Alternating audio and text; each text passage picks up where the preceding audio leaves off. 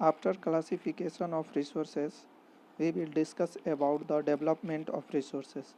Resources human being की survival और life quality को मेंटेन करने के लिए अत्यंत ज़रूरी है।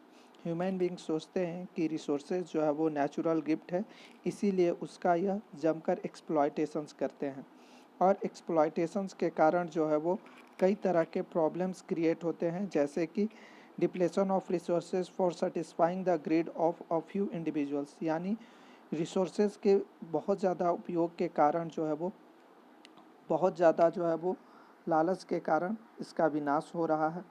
दूसरा चीज़ जो है यह है कि रिसोर्सेज जो है वो कुछ ही लोगों के हाथों में जो है वो सिकुड़ कर या सिमट कर रह गए हैं, यानी कह सकते हैं कि सारे लोगों को रिसोर्सेज का बेनिफिट नहीं मिल रहा है, सारे लोगों तक उसकी सुविधाएं नहीं पहुंच रही है।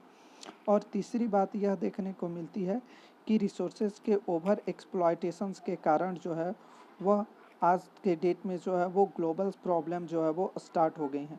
ग्लोबल प्रॉब्लम्स में देखें तो सबसे पहले जो है वो हम बात कर सकते हैं ग्लोबल इकोलॉजिकल क्राइसिस जो है वो हो रहा है। Global warming, ozone layer depletions, environmental pollution, land degradations जैसी समस्याएं प्रॉब्लम्स जो है वो क्रिएट हो रही हैं।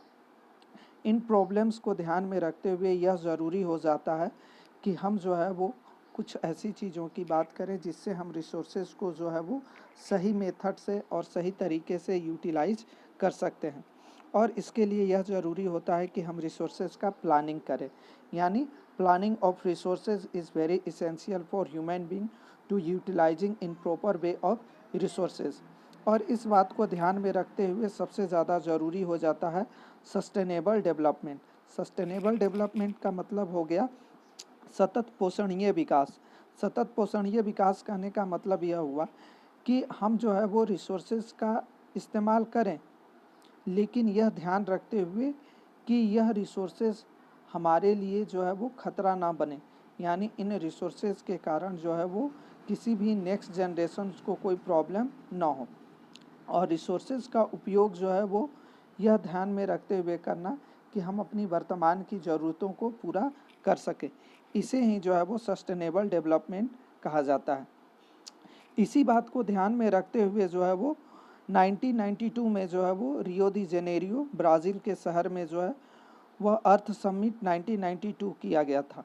अर्थ समिट 1992 में दुनिया के बहुत सारे देशों ने पार्टिसिपेट किया और उनके पार्टिसिपेशंस का मकसद यह था कि वह जो है ऐसी कुछ रूल्स और रेगुलेशंस डेवलप कर सके जिससे दुनिया के सारे देशों का जो है वो भला हो सके, यानी पर्यावरण के केस में इन्वायरमेंटल इशू में जो है यह पूरी दुनिया को बदल सके। इस बात का ख्याल करते हुए जो है वो दुनिया के सारे देशों ने मिलकर अपने देश में कुछ ऐसे रूल्स रेगुलेशंस डेवलप किए जिनमें 21 रूल्स रेगुलेशन 21 रूल्स रेगुलेशन जो महत्वपूर्ण थे और उसी आधार पर इन्वायरमेंट को सेफ रखने की बात कही गई थी।